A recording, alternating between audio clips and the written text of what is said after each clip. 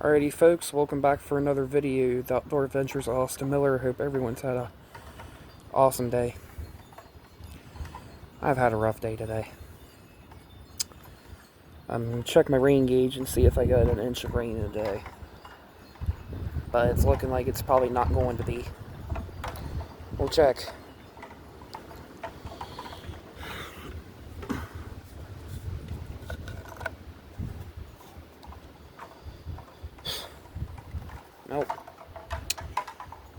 Nope.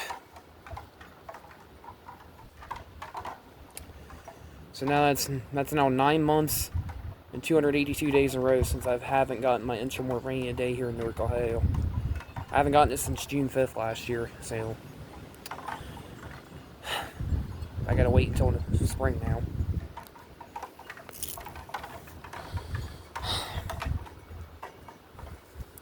Sucks. Hurting, guys. Newark, Ohio is very close to getting back into the drought. I'm hoping this spring that God can bring me my inch or more of rain a day. Hopefully end the streak of 9 months and 282 days. Fingers crossed, guys.